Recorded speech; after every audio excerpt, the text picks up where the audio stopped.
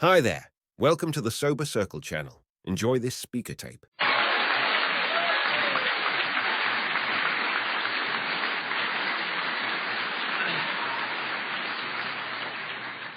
My name is Paul, I'm an alcoholic. It's good to be here and it's good to be sober, and I want to thank the committee for giving me the opportunity in some small part of the service here tonight. And my first thought is there anybody in Minneapolis that's not here tonight, you know?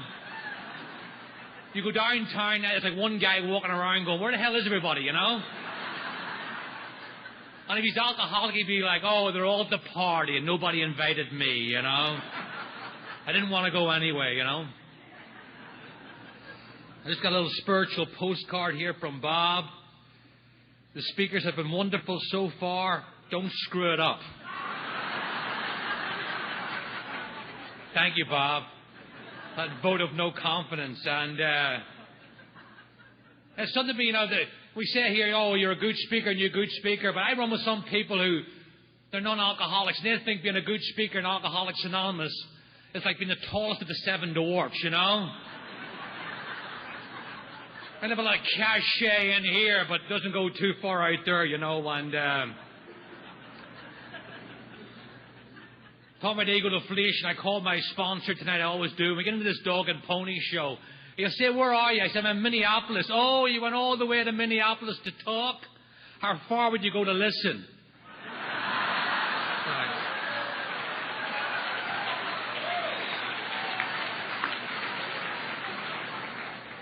St. Paul, you know?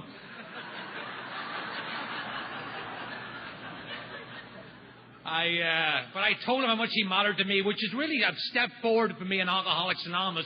Before I came to AA, I was like the Irishman who loved his wife so much he almost told her, you know?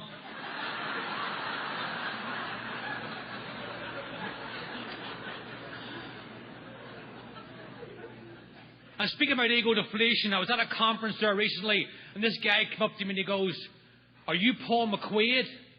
And the good news about sobriety, I answered quickly and in the affirmative, you know? I said, yes, I am. Before I'd have been like, well, can I get back to you on that, you know? And if I was Paul McQuaid, why do you want to know? And on the off chance that I am. He says, yes. He goes, I just want to tell you, you saved my life. So my very shallow, low self-esteem starts to lift, and I go, pray tell more, you know, and hold nothing back, you know. And he says, yes, I was in a car, in a long car ride, and my wife and my mother-in-law were in the back seat, and they were arguing incessantly, like bickering back and forth. I couldn't take it anymore, and I always carry some ASCDs in the glove box, and I reached in and I grabbed one, I stuck it in, and it was you speaking. So right away, now now, they talk about Nay about self-appointed expectations. This is what I think he's going to say. I think he's going to say, Paul, the minute I put your CD in, and your melodic voice started to emanate from the speakers, it felt like the car was enveloped in a sense of serenity. A sense of peace and goodwill to all mankind washed over us. And it felt like the wheels lifted off the road and the car started to float down the road. And then the sunroof opened and a white dove came down and sat on my head. And I heard a voice saying, this is Paul, who I'm well pleased with.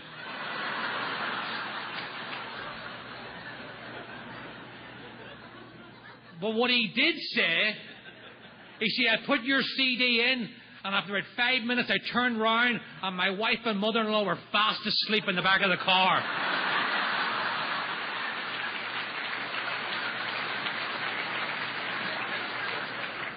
He goes, thanks a lot, you know. I'm like, don't mention it. So just a shout out to the tapers here tonight. If you have trouble moving this CD, which you probably will, even though I pre-ordered 200 just to take the bad luck off it, you know. May I suggest you send out an email blast to some of the local sleep disorder centres, you know.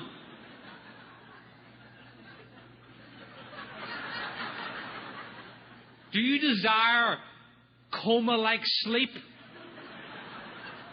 Help is on the way. Paul McQuaid, guaranteed to bring you from insomnia to narcolepsy in one listen, you know. And I can even write the reviews. This guy is so boring, he even put me to sleep. Signed the Sandman, you know. I was just scratching the surface till I heard this guy. Signed Rip Van Winkle, you know. Anyway, I'd like to tell you a little bit of how it was and what happened to Harners today. And as I move into the second or third hour of this talk that I'm going to give tonight, I should be able to cover. I just seen the blood drain in a newcomer's face over here. I know this may come as a shock to some people, but I'm not from the neighbourhood originally. It's about 25 years now since I left my native Cuba. And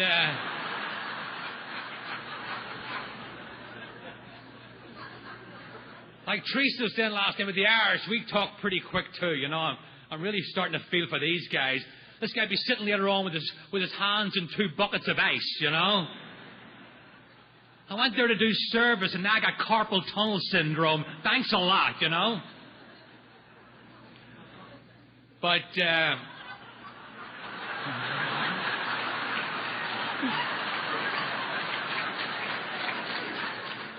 joint flex, what can I tell you, you know? But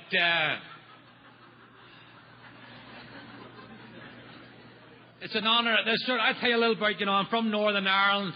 I grew up just outside of Belfast, and the sort of neighbourhood I came from, if you didn't drink, you moved, you know. Everybody drank, you know. I didn't know anybody that didn't drink.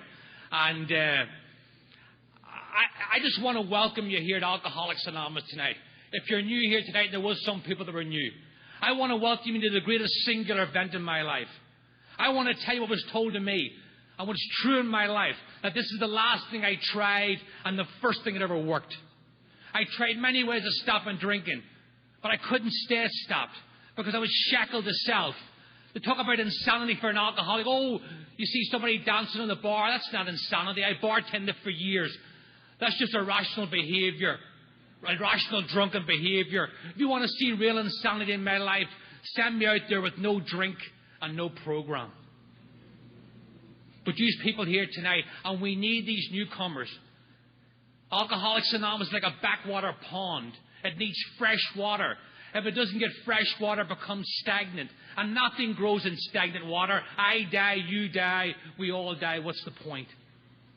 And I think about what these 2 men have done here behind me. Bill Wilson and Dr. Bob. We can trace this moment in time back to that moment in time. When Bill Wilson didn't, you know, I don't know where it became in vogue that the newcomer has to call the person with sobriety. Bill Wilson went looking for Dr. Bob because he realized, if I can help another alcoholic, I may stay sober myself. The turning point in all our lives. And in that seminal spiritual moment, when Bill Wilson, with 6 months sobriety, went looking for Dr. Bob. And the thing about it was, Dr. Bob was an educated guy, and he'd been talked to, talked at, preached over. But this was different. This was somebody talking his language. And the incredible thing that's almost missed, and I missed it myself, when Bill Wilson went talking to Dr. Bob, he didn't say to Dr. Bob, I got 6 months, and you should do this, and this, and this. He said, I got 6 months, and this is what I did. And that's what Alcoholics Anonymous is. It's pure pragmatism. We keep what worked, and we got rid of what didn't work. You talk about laboratory tested. People died drunk that they got this thing right. Because there's not a whole lot of options for alcoholics of our variety. There's jails, institutions, and death. And once you've been to the first few a few times, the third one starts to look like a good option. But there's a fourth option on the table, and it's a pretty good one. It's called sobriety, courtesy of Alcoholics Anonymous, where people like us can come in here on the worst night of our lives. And it is not the grace of God when you walk in here on the one night you need to drink the most, and you're given the grace not to drink. And it's so much more than grace, because it's mercy. What is mercy? Real mercy is entering into someone else's chaos. And that's what Alcoholics Anonymous did in my life. When everybody was going that way, AA came this way. And we do together what I can't do alone. As I said, this is the last thing I tried and the first thing that ever worked. And we're here today on our sobriety. I was just watching the Bill Wilson interview upstairs before I came down. And I'd heard this before, but he talked about that vision that he had in Towns Hospital. This chain like one alcoholic helping another alcoholic. One ahead and one behind. And that's what I ask in my 10th step. How strong is my link in the chain? Is it strong to the people that went ahead of me? And more importantly, is it strong to the people coming behind me? If someone comes up to me tonight and says, Paul, can I go to that place? Can I comprehend the word and know serenity? Can I know peace? Absolutely. Walk this journey with us. Because we trudge this road together. We're not sitting in some bar drunk tonight trying to figure out what's it all about, you know. You know those 3 o'clock in the morning conversations? Am I here? Are you here? Is this all really here, you know?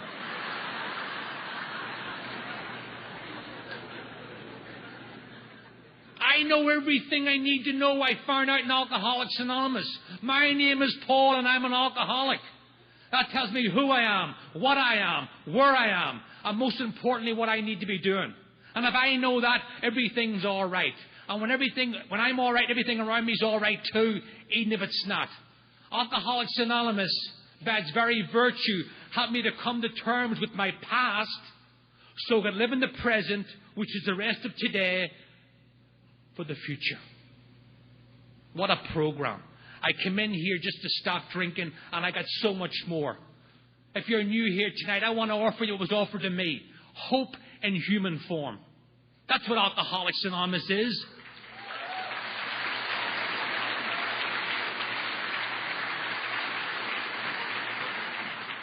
Would rather see a sermon than hear one.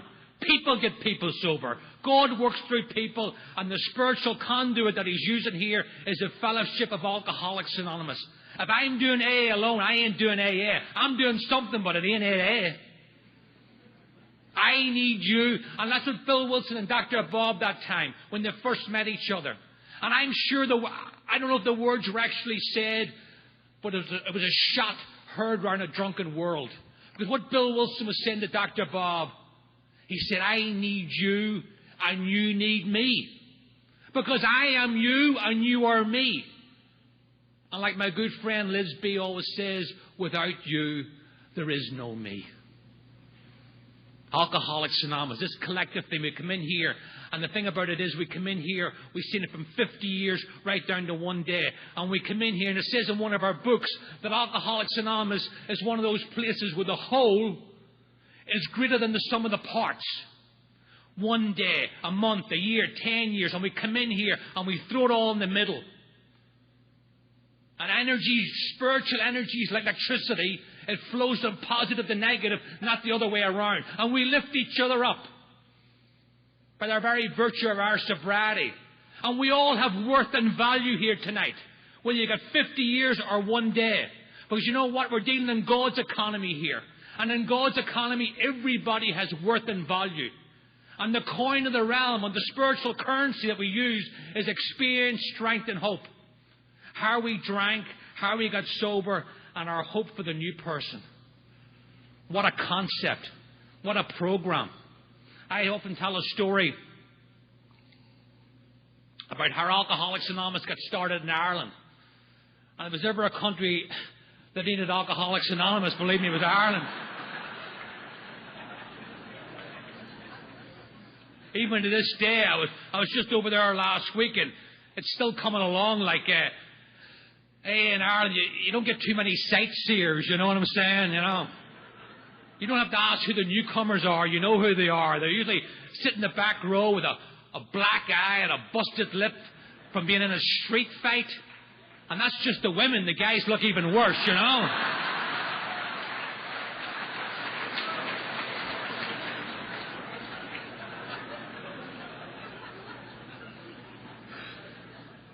In 1946, there was no AA in Ireland. There was a guy who got sober. He was from Ireland. He got sober in Philadelphia. His name was Conor F. I'm sharing this story to tell you the power of one alcoholic working with another. When all else fails, send in AA. Because I guarantee you tonight, There's somebody drinking themselves. I don't have to knock on too many doors tonight. I've never been in this building, never in this time before in my life, but if I leave this auditorium now, I wouldn't have to knock on too many doors, and I'll find somebody drinking themselves to death right now, totally oblivious to what's going on in Alcoholics Anonymous. And the friends and the family, and welcome to Al-Anon tonight, who are standing around the bed saying, what should we do, and what should we call, and who should we call? And my program says, call me. I mightn't get chosen, but I got to be willing to go. Because Alcoholics Anonymous knows what to do with the man or the woman on the bed. When all else fails, send in Alcoholics Anonymous. And that picture of the man on the bed, it sums up the whole spiritual virtues of Alcoholics Anonymous. You see the guy sitting on the bed, hunched in, shoulders, terror, frustration, bewilderment, and despair. His very body language screaming off the painting. And the two people from AA leaning in, open, expansive. Please come with us. Walk this journey with us. And we said there in Ireland in 1946, this guy Conor F. had 2 years of sobriety. He went home to Ireland on a retirement vacation, and he realised there was no AA in Ireland. He sent a letter to General Service, and they said, well, why don't you start a meeting? And they sent him a startup package. And a bit like Bill Wilson 10 or 11 years earlier, he ran around, got a lot of closed doors, a lot of whatever. And finally he met a woman, just like Henrietta Seiberling. Her name was Eva Jennings, a non-alcoholic. And she says, I know a doctor who works with alcoholics. And he got talking to this doctor, and this doctor says, I work with alcoholics, and I haven't even heard of AA. But I'll tell you what, we got a guy down in one of the beds down here. His name is Richard P. This guy's been detoxed 25 or 30 times. You make any impression on him, I'll give you the full support of this hospital. Conor F. went down to the guy's room and did what I'm going to try to do tonight. Shared experience, strength, and hope. Harry drank. Harry got sober. And the hope for the man in the bed. Richard P., just like Dr. Bob, had been talked to, talked at, preached over. But this was different. This was somebody eyeball to eyeball. This was somebody who knew his language. This was the language of the heart. That thing that we have here together where we understand each other. I mightn't have stood next to you drinking in the bar, but when you say an alcoholic, I know enough. I know you've experienced terror, frustration, bewilderment, and despair. I know you put a drink to your lips as the tears roll down your face. I know, like in my case, you drank against your own will, for God's sake. I know that quicksand stretched all around you on many occasions. And Richard P. realised this guy was talking his language, and he got out of his bed. And this guy was sometimes getting drunk on the way home from the hospital, and he got out of the bed, and he left and never took another drink to the day he died in 1973. That's the power of Alcoholics Anonymous.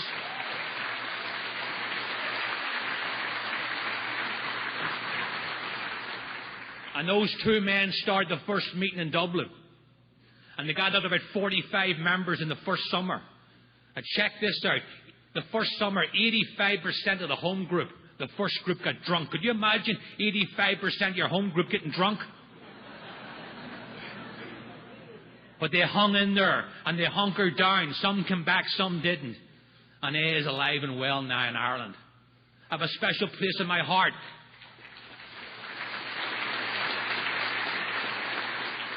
I have a special place in my heart for AA in Ireland. I was over there last week. My brother's got about 16 years. I'm from the north of Ireland, outside of Belfast. And it warms my heart to see what happens in AA in Northern Ireland. They talk about people who normally don't mix. How about people who never mix? But there's one place that they mix. In Alcoholics Anonymous. I've been at AA meetings in some of the darkest days of the Troubles. Things are peaceful now. But when things were rough, and there was one place that people would come together, and it was Alcoholics Anonymous. I remember I was home on vacation one time, and I got asked to speak at a meeting, and things were bad. I mean, really bad. And we drove into Belfast, and there were burning buses and barricades, and we drove across from West Belfast to East Belfast. I'm a Catholic in the Protestant area. We drove across what's called the Peace Line, and I've been living in America for a long time, and I got 3 other guys in the car. And you could have cut the atmosphere with a knife, but I love AA humour. This one guy says, just think of it, Paul. The last time a Catholic was in this part of Belfast after dark, he was in the trunk of the car,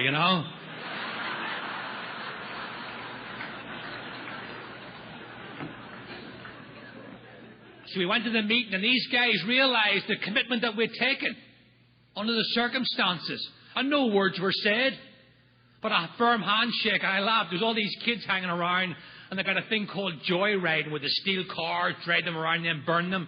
And the guy says to the kids, hey, kids, don't touch that car. These guys are friends of ours. And we went into the meeting. And we left everything outside the door. And I sat in a meeting with people that I was probably diametrically opposed to on every issue, except one, our alcoholism. And that one issue that was more united us that night than ever divided us. I'm not going to tell you we left the meeting and went skipping down the road singing Kumbaya. But I felt good knowing they were sober in the world. And I think they felt good knowing that we were sober in the world. This is a special place we have here. The magnificent reality of Alcoholics Anonymous. I'll be honest with you. I never took sobriety for granted, but I took AA for granted. Yeah, there's a meeting down there. It's there 3 nights a week. You should be happy that I'm going. And then you hang around here and you learn the history. And you learn what's going on here. And you realise the times in AA's early history that our very lives hung by a thread. And a left turn here or right turn there. And who knows where we would be. Because I believe what is a miracle? I know we throw the word miracle around a lot in AA, I got up this morning, had a bagel, it was a miracle. It had cream cheese, another miracle. What is a miracle? A miracle is a complete reversal of the upheaval of the laws of nature. It's in my nature to be drunk right now, and I'm not. Now, how did that happen? It didn't happen because of me. It happened because of Alcoholics Anonymous. That first word of the first step, we. I drink, we stay sober. And this wonderful thing, and there's a guy that speaks, Guy Tom, and I like what he says. He says, and I'll echo those words because they're so true. Personally, and I'll speak in the singular, and I'm so glad we talked about, the history was talked about here. I don't want this thing going down on my watch. I want this thing to be around for a long, long time.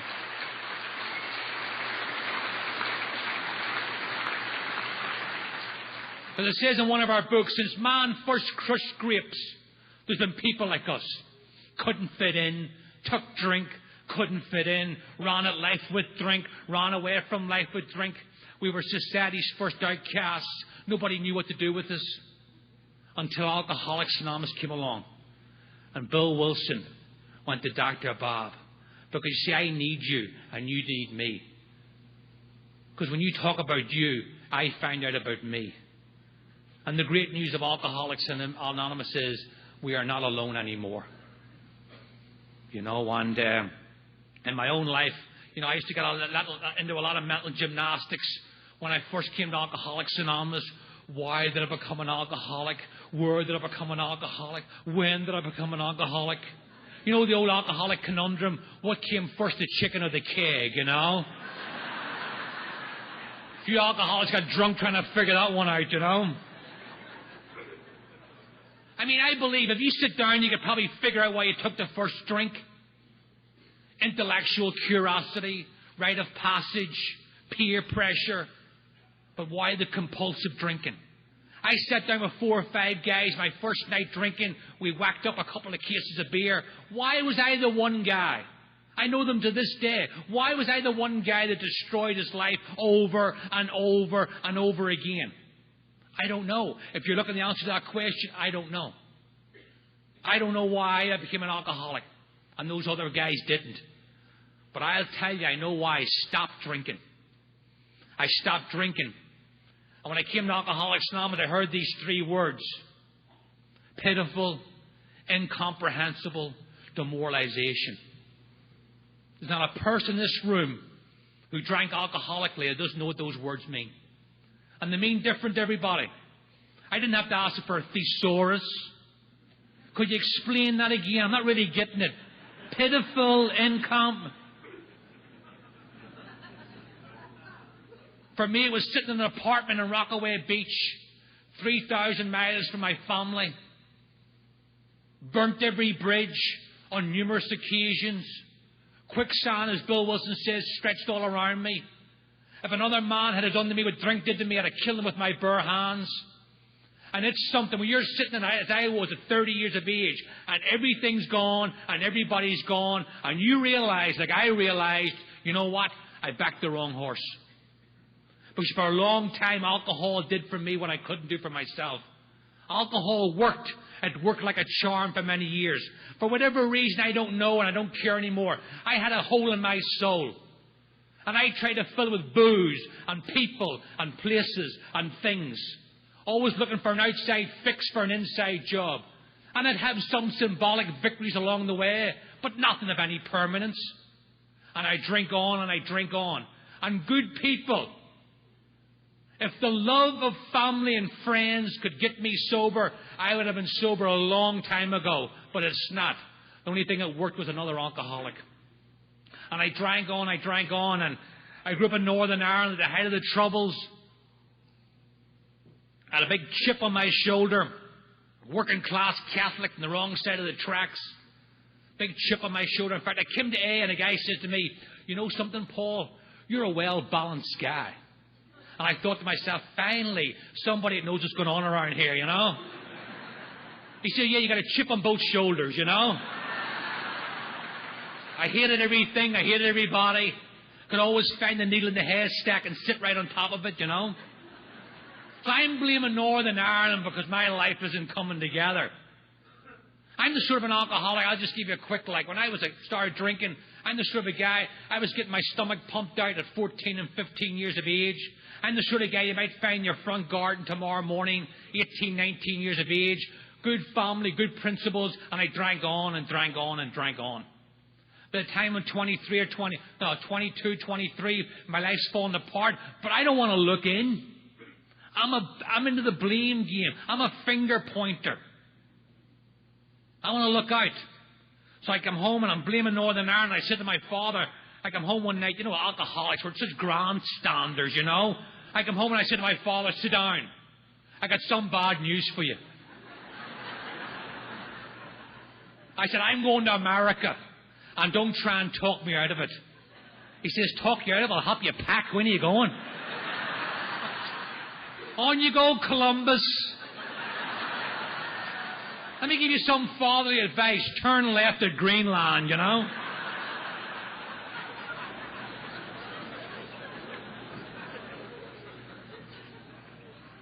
I hopped on the only airline to fly, you're an alcoholic. Aer Lingus, Ireland's national airline. The plane's still going down the runway, and already the cabin crew serving drinks. The plane's at like a 45-degree angle, and the cabin crew are like Sherpas pushing these drinks carts to the... And everybody's ringing their bell looking booze. Bing, bing, bing, bing, bing, bing, bing, bing, bing, bing, bing. You think you're in a pinball machine rather than an airplane, you know? And I washed up in this neighborhood called Rockaway Beach, New York. Now, it's amazing how alcoholics, we got that built-in GPS system. You could have blindfolded me and put me in a sack. I'm going to find a neighborhood that drinks as much, if not more than the one I just left. And you talk to old-timers in Rockaway Beach, it's a big Irish-American neighborhood. And they go, "Oh, Rockaway Beach, the Irish Riviera." It should have been called Cirrhosis by the Sea. They had more alcoholics per square foot. And to make matters worse, I got a job as a bartender. Now, I'm using the word bar here in the loosest possible context. It was a sort of a bar you got thrown into rather than out of, you know? This bar had it all. Alcoholics, drug addicts, degenerate gamblers. And that was just the staff. That wasn't even the customers, you know? I'll give you a mental picture and then I'll move on. If you want to see a full set of teeth in this bar, you needed 32 customers, you know what I'm saying? So, male and female. Every now and again, like a glamour girl with like 3 teeth would stumble into the place. Upset the whole ecosystem, you know. Hey, baby, where have you been, you know?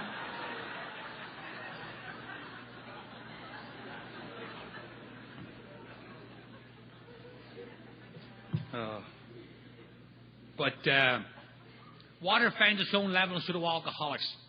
There's a lot of crazy drinking in this bar. And what that helped me to do, to get guys drinking first thing in the morning, the story of my life, I would draw all these imaginary lines in the sand. If I drink in the morning, I was a morning drinker for years.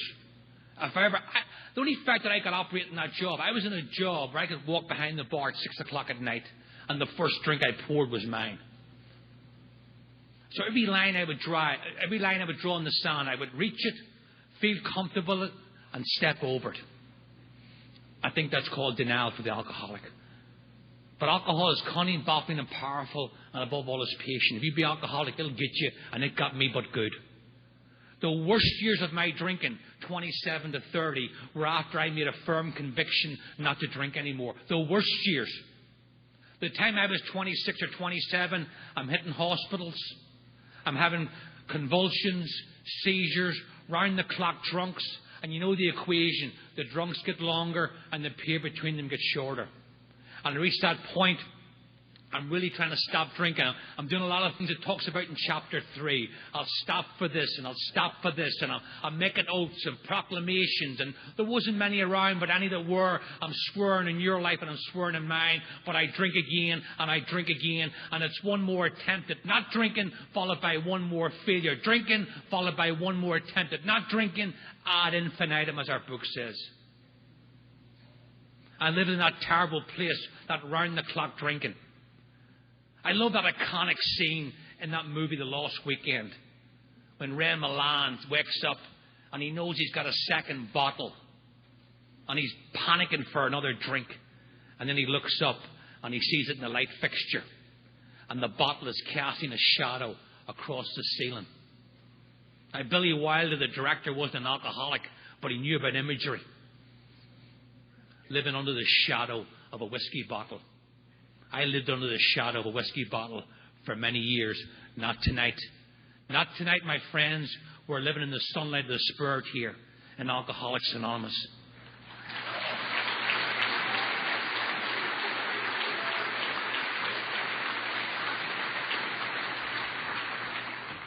And I'm sitting there, drinking around the clock against my own will, shackled to self by the very biochemistry of this disease. I used to have seizures coming off drink. Now I'm having them while I'm drinking. I'll give you a little vignette. I tried to stop drinking by myself. Not drinking's terrible. Believe me, if you're new here tonight, there's a difference between giving up and letting go. Not drinking, the minutes feel like hours and the hours feel like days. I feel like I'm sitting in a cell like the Count of Monte Cristo, marking them off on the wall. I'm free today because of Alcoholics Anonymous. I'm as free as any time I've ever been in my life.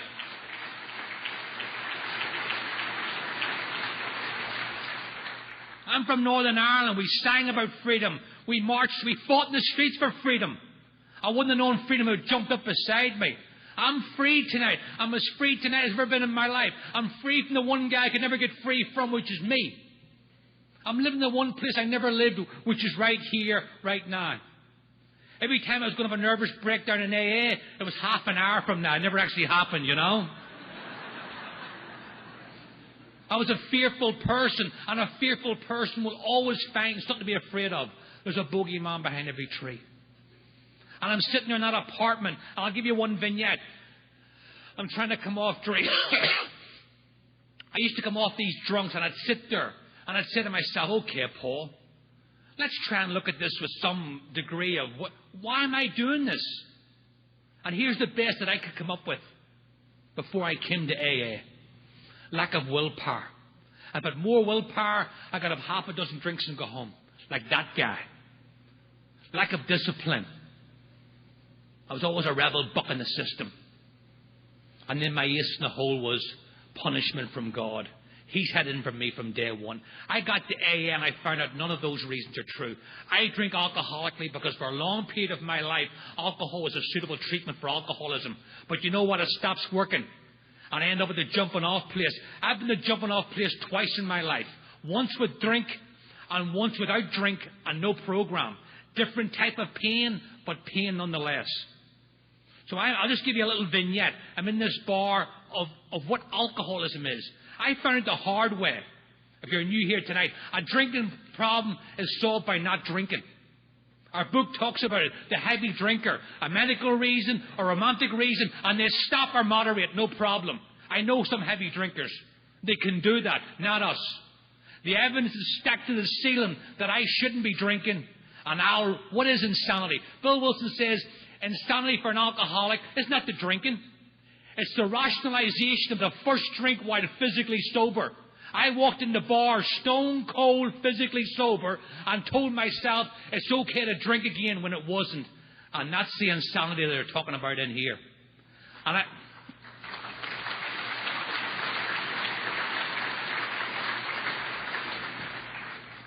I'm in this bar drinking one night.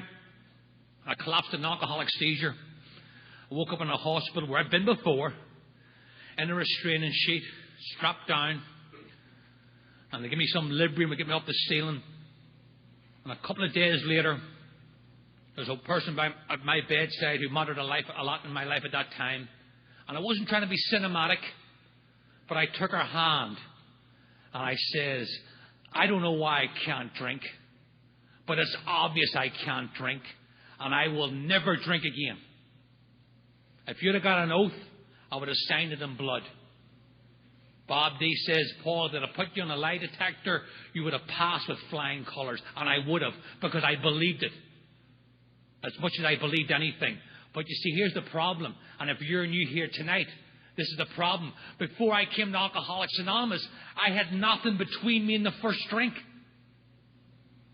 A thought would become an obsession would become a reality, and once the clock starts ticking on that sequence of events, I have no way of myself of stopping the clock. Up in this moment in time, I have never beaten an obsession to drink. And I've got into the ring many times. It's like getting into the ring with a heavyweight champion. My 8-year-old daughter could say, Daddy, don't get in the ring. But don't get in the ring means don't take a drink, and I don't know how not to take a drink before I came to AA. So I get back in the ring, and I tell myself, it'll be different this time. I'll bob, and I'll weave, and I'll stay off the ropes. But the result is always the same. Sooner or later, maybe not today, maybe not tomorrow, but I'm lying flat on my back, looking up at the lights, saying, how did this happen again? And it's the epitaph of the alcoholic. This time it will be different. And I was in that hospital, and I left that hospital, and if you'd have told me I was going to drink again, I'd have said you're out of your mind. And if you're new here tonight, I implore you to get something between you and the first drink. And maybe you're saying, oh, I just got one day, this all seems very complicated. Believe me, we have a symbol here in Alcoholics Anonymous, an emblem, and there's 3 parts to it: unity, service, and recovery. And I believe you can put all 3 parts into your life from your very first meeting. Unity. We do together what I can't do alone. Many meetings make it easy, few make it hard, none make it impossible. I got to be here. Service. Heard a guy, Sandy B, say one day, the highest paid grade in Alcoholics Anonymous is serving. Why? Our book talks about it. I'm shackled to self, driven by 100 forms of it. My holy trinity is me, me, me. If you put away one more chair than when you sat on, congratulations, you're doing service. Recovery. Maybe the steps seem like a foreign concept. We got slogans. Live and let live. Easy does it. One day at a time. They were like the banisters to the steps for me. So I believe you can put all 3 parts into your life from your very first meeting. And I'm going to tell you something. And I'm talking here, not in the theoretical. I'm talking in the pragmatic. You can stay dry on 2 parts of the triangle.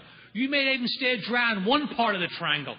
But if you want to be sober, if you want to experience what's on offer here, it's been my experience, I had to put all 3 parts into my life. Hey.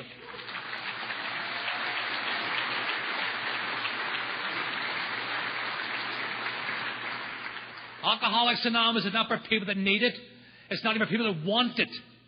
It's for people that do it. It's a doing program. It's in the doing. And it's in doing things that you don't even believe in. I thought I had to intellectually sign off and everything. Oh, let me see these steps. Okay. Oh, they make sense. Okay, I'll do that one. Maybe I'll do this one. Nonsense. Complete nonsense.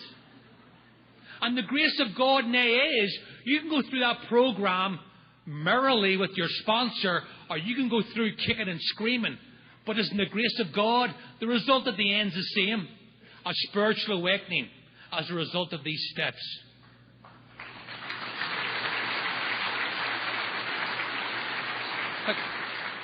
But what is Alcoholics Anonymous if you're new here tonight? People say, oh, you're just an arm's length away from a drink. I suppose that's true. I'm 12 steps away from a drink. And that's a long, long way from when I first came in here.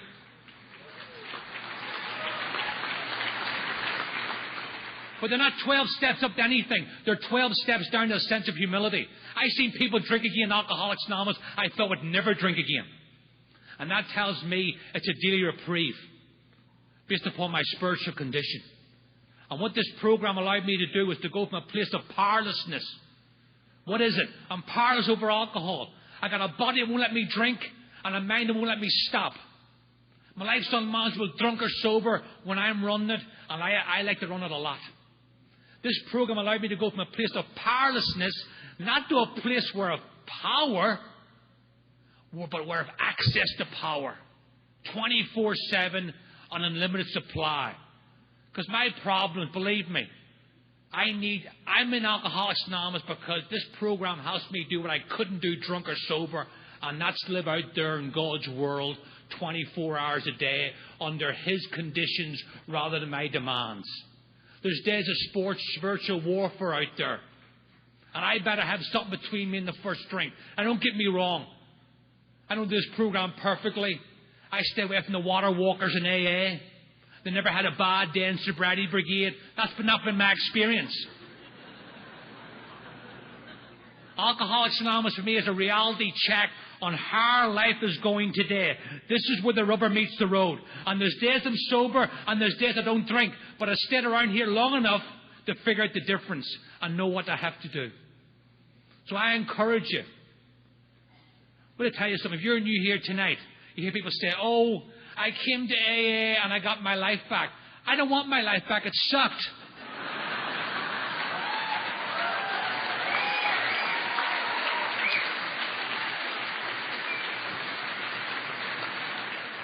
I'm like, if you want to go right ahead. I had it for 30 years. I could do nothing with it, you know. Are there people in my life today when I was drinking? Absolutely, but things are different today. Like the story I used to read my little daughter going to bed. The world out there, which it will, can huff and it can puff. But if I stay close to the principles of Alcoholics Anonymous, my sober house doesn't have to blow down. And where were we before we came to AA? We were lost out there in a sea of booze. And there was any coordinates, it was pain and misery. And every now and again, because we're great starters, we'd wash up on dry land and start to get things going again. But everything was built on sand. No permanence. And the first drink always came along. And we're washed out with more debris than the last time. That's not the way it is today. If I stay close to these principles of Alcoholics Anonymous. So if you're new here, I encourage you to get something between you and the first drink. And for me, as I said there, I came out of that hospital, and I'll just sum up the difference between a heavy drinker and alcoholism. And the insanity of alcoholism, as I said earlier, it's not those crazy things I do when I'm drinking. It's those times when I'm not drinking. And I'm shackled to self. And something's not right. And I don't know what it is. And I can never put my finger on it, but something's just not right. And I'm out there and people are saying to me, and I'm thinking I'm not drinking. And it's a funny type of insanity. It's not some Victorian halls of Bedlam where you see somebody really crazy in some Thomas Hardy novel and you go, there's somebody really... It's not that type. It's this long... In my case, I would go off drinking. I'm off a week or two and it's this long, slow, prolonged internal scream. And here's what happens to me when I go out there with no drink and no program. About a week goes by, I get this stone in my shoe. I don't know where it comes from, but it's there. 2 weeks go by, I get a knot in my stomach. 3 weeks go by, the top button feels tight all the time. A month goes by, it feels like everybody's on my case. Even if they're not, put an X in the calendar, I'm drinking again, because I can't live under those conditions. Now, that's not a drinking problem. I haven't had a drink in my body for 30 days. That's a living sober problem. And I need the 12 steps to alleviate that. Nothing else. And I've tried every other way of experiencing peace and joy. And I'll settle. Happiness for me is overrated. I'll settle for peace of mind. And the only thing that's worked in my life, and I would try everything else, believe me. I remember coming to Alcoholics Anonymous. I was 2.5 years off drink, no program. I came into Alcoholics Anonymous. I didn't owe very much money. Within 2.5 years, I was thousands upon thousands of dollars in debt. And I know why today. I was still trying to fill the hole in my soul. There's not enough stuff out there to fill the hole in my soul. I take a trip to the Caribbean. I feel good for a few days. But I always end up back shackled to self. A bad jacket, feel good for half an hour. But the man in the glass, I can't get away from him 24/7. The only thing that's worked in my life is putting those steps. Now, I'm not saying the steps are the panacea for every problem you're going to have, but they brought me to a point in recovery where I could decide what was my work, what was God's work, and if I needed outside help. But first things first, I had to apply the steps to my life. And I drank again after that, after coming out of that hospital. And that woman says to me, I got to get away from you before I end up in an asylum. And I say what alcoholics say. I don't need you. I don't need nobody. And that's why I have a deep affection for Al-Anon here tonight. Because that's what we do to people. We just squeeze and squeeze and squeeze till they're like, go and drink or go and don't drink. But you must leave my life. That's what we do to people. If you come into my sphere of influence, you're going down. I'll take you down with me. That's my alcoholism. I'm not proud of that, but that's the truth here tonight. But I'm here to tell you, as far now as you go with drink, you can come back up and then some in Alcoholics Anonymous. I'm not going to stand up here like some snake oil salesman in a travelling medicine show and promise you the moon and the stars. There's things I lost through drinking. They ain't coming back. And there's things you lost through drinking and they're not coming back either. But because of this program, I can live with my past. Who among us could live with the guilt and the shame and remorse if it wasn't for the 12 steps? I wasn't a sociopath. I knew the bridges I burned. I knew the damage I did. I didn't have to hire a team of detectives when it came to step 4. Trying to figure out who these people are. Can you help me? I knew who they were. They visited me every night. Lying there cringing in the dark with the could-haves and the should-haves and the would-haves. Broken promises, slammed doors. Different countries, different continents. Then I realized in Alcoholics Anonymous that every time I ran away from life, I was the guy firing the starting pistol. And they allowed me to step up and look at my part in my life. And if you're new here tonight, you're going to have to do that too. And I encourage you with the steps of Alcoholics Anonymous. We give each other those coins. To thy own self be true. And the truth will set you free. And I'm here to tell you, those people that are new here tonight that stood up, nobody can live your life, only you. We need you to live the life that you are meant to have. I believe there's a miracle here with your name on it. Nobody can take it from you. Nobody can take it for you. Come up and get the life that your higher power always wanted you to have.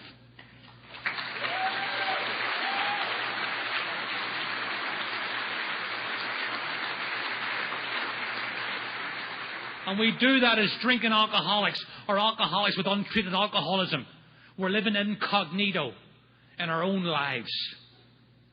Nobody can live your life. You were given the special talents, special gifts. They're yours. You've been drowning them for years in drink. Step up and get that life and live that life that you're meant to live. Because nobody else can live that life, only you. And we're here together and we need you on this journey. We're in this lifeboat together. We are survivors from the sinking ship. People who normally don't mix.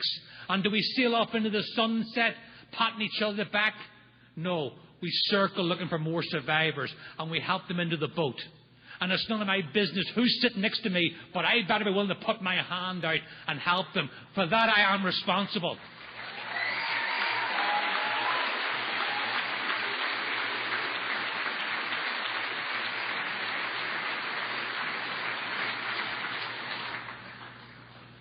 And I came into Alcoholics Anonymous. I drank again after that. I drank for 3 more years after that, bottoms to bottoms. But I came into Alcoholics Anonymous. I was a 12-step guy who saved my life in the old South Bronx group. And they had a mantra, we don't give up on anybody. And these guys came and they carried this message. My message might even keep me sober. They carried this message. With one alcoholic working with another. And that's what Dr. Bob said, right? When he said more than 3 minutes, and I've said here in 50 minutes, when he said at the 1950 convention, you take all this away, and what do you come down to? You come down to love and service. One alcoholic helping another. We all know what love is, and we all know what service is. And he was the MVP of 12-steppers. 5,000 drunks in 15 years. Nobody can touch those numbers. So he knew what he was talking about. Love and service. And that's what those guys did to me. Busy men took time out of their busy lives to carry this message to me. And they brought me to Alcoholics Anonymous, the greatest singular event in my life. But the only problem was I came in here, and it talks about in our book, contemporary investigation. You're looking at it.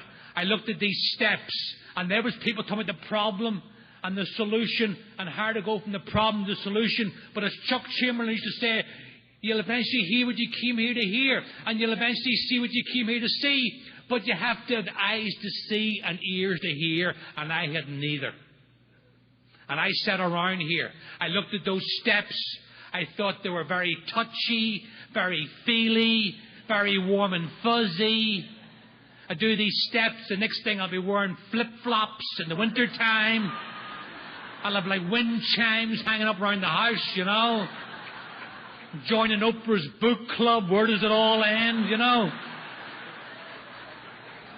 I'm like Irish, stoic, stuff everything, don't tell nobody nothing, have another drink and you'll be all right. That was my code of conduct.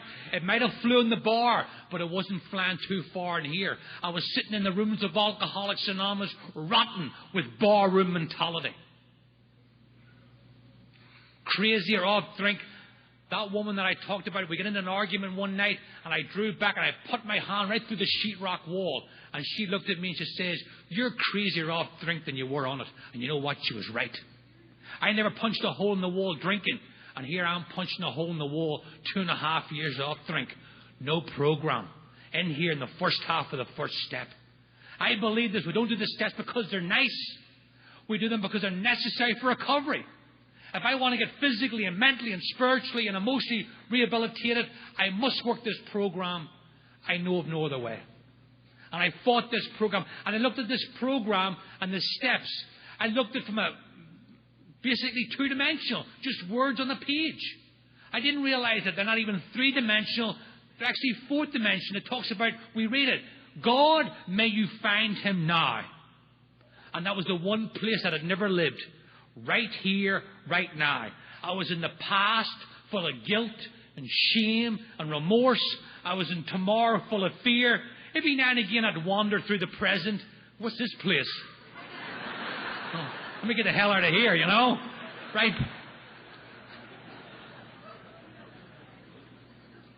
And you can fool them at 7:30 at night, the coffee pot, I've done it. How's it going, Paul? It's going great. Smiling from the teeth out. But at 2:30 in the morning, with the could-haves and the should-haves and the would-haves and another sleepless night, 2.5 years off drink, you ain't fooling anybody. And a guy, you know, you hear people say, oh, watch him, he's a 12-step inspector. I'm glad for the 12-step inspectors. Because this guy came up to me in a meeting one night and he says, Paul, you got a minute?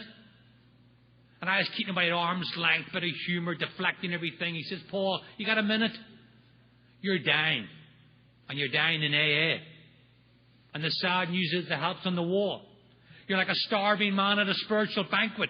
There's all this food on offer, and you're living on bread and water. He had my number. And against my better judgment, which is most things that have helped me in AA. In fact, everything that's helped me in AA has been against my better judgment.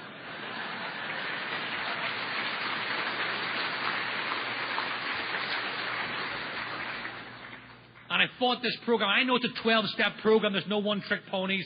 I was joking with Doug the other night. And I had this fourth step built up and built up. I don't know why. I know I bought into every negative thing I heard about the fourth step.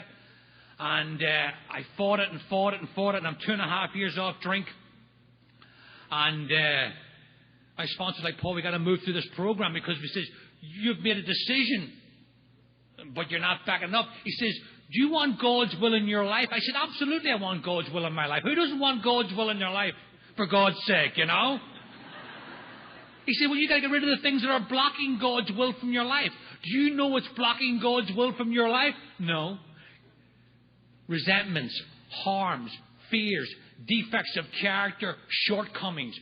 You tell me you want to have a relationship with Him. I believe He wants a relationship with you. But how can the sunlight of the Spirit come in when you have all this stuff in the way? And that made sense to me. That was a metaphor I could get my head around. So I'm going to do this fourth step, and I'm finally going to do this fourth step. You see, I'm an alcoholic. I fought this fourth step for so long, and then I said to myself, they want me to do a fourth step? I'm going to do the best fourth step that anybody's ever done in the history of Alcoholics Anonymous. I'm going to do a fourth step where they're standing around the coffee pot going, did you hear about his fourth step? Was it really that good? Oh, I heard it was a spiritual masterpiece. It had resentments and harms and things that you're afraid of and things that I'm afraid of and things we're all afraid of. It was a work of art. I want a newcomer to come up to me and go, excuse me, are you the guy that wrote that fourth step that everyone talks about? And I'd be like, why, yes, I am. And yes, I did. I really didn't take that long either. So I set to work, and my sponsor told me, Paul, it's like driving to Florida from New York. The big book of Alcoholics Anonymous will tell you exactly how to get there, clear-cut directions. You cannot get lost. The 12 and 12, let's think of it as a spiritual guidebook that will tell you what you might see along the way. I'm thinking to myself, he's sober since 1961. I got like modern defects of character, you know. I found out the defects I have been around since the garden, but that's a story for another day. So I'm an alcoholic, you know. I can complicate a brown paper bag, so forget about just a piece of paper and a pen. I'm at home. I turned my apartment into what only can be described as a spiritual nerve center. I got like flip charts, magic markers, highlighters, 4 pots of coffee going. There's a guy, Scott R., said, you're like a dog running on linoleum. A lot of activity, but no progress, you know. I lived in an apartment. I got the phone off the hook, and my sponsor's shouting up at the window, hey, how's that fourth step coming? I'm like, oh, it's coming, man. It's a barn burner, but it's coming.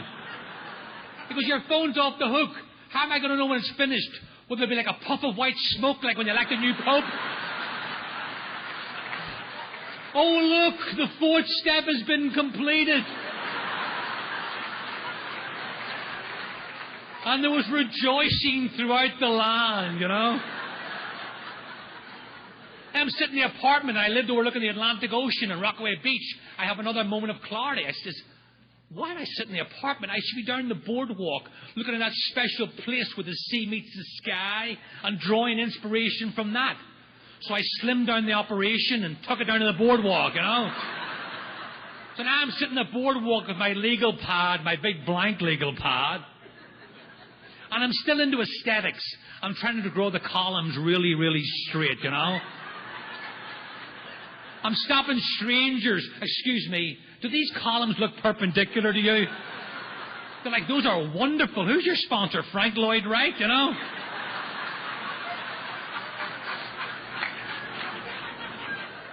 And my sponsor catches it. He goes, what do you like? You think you're Charles Dickens? It was the best of times. It was the worst of times, you know? There's no one-trick ponies. But I'll tell you what those steps did for me. As you move through them, it's then and only then that I was able... You know when my life took on new meaning? You know when my life took on new meaning and started to mean something? It's when I went through the program and I turned round and took another man through the steps. That's when great events came to pass in my life.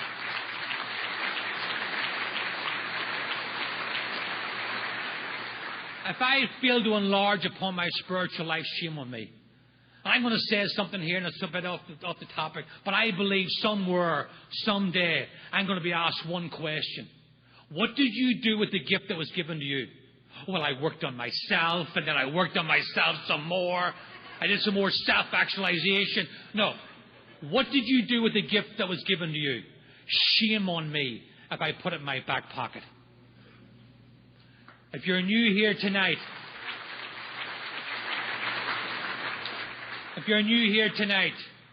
you come to get, but you stay to give. And it's in giving that one receives.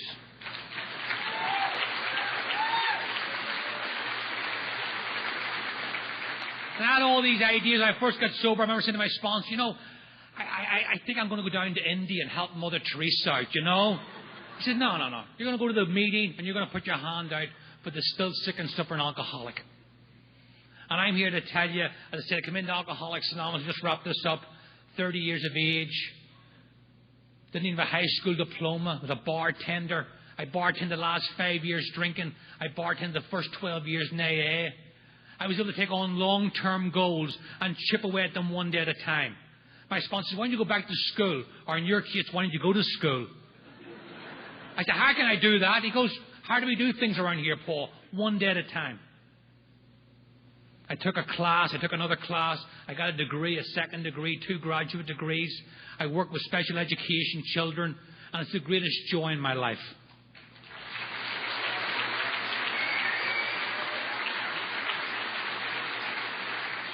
I go to these kids' houses, some of them who won't graduate, and I go into my Mickey Mouse problems and realize I get a full knowledge of my condition and what's really important and what's not important. I come into Alcoholics Anonymous and, I wanted to be these things, a father and a husband and a good worker, but I couldn't. But my sponsor says I was an active alcoholic. You're not an active alcoholic anymore. You can take on those long-term goals and you can show up for them one day at a time. And one of the great joys, I was 41, 42 years of age, and I was blessed with a daughter who's the greatest joy in my life, who I love more than I love life itself. But I know today, if I take one drink, I'll push her to the one side for the second drink.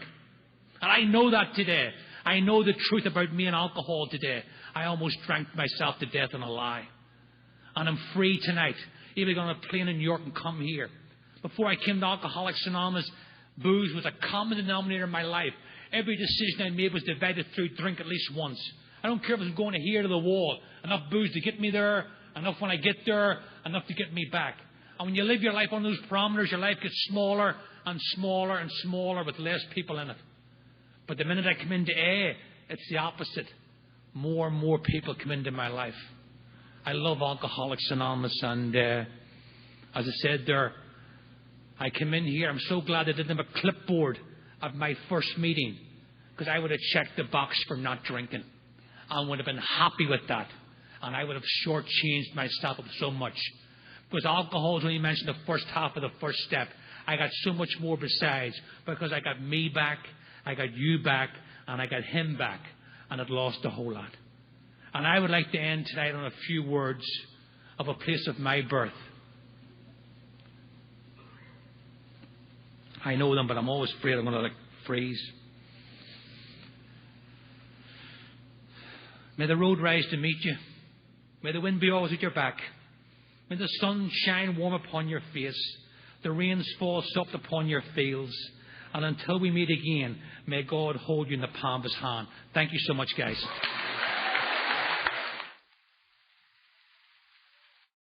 Thanks for listening. Please support the channel by liking and subscribing.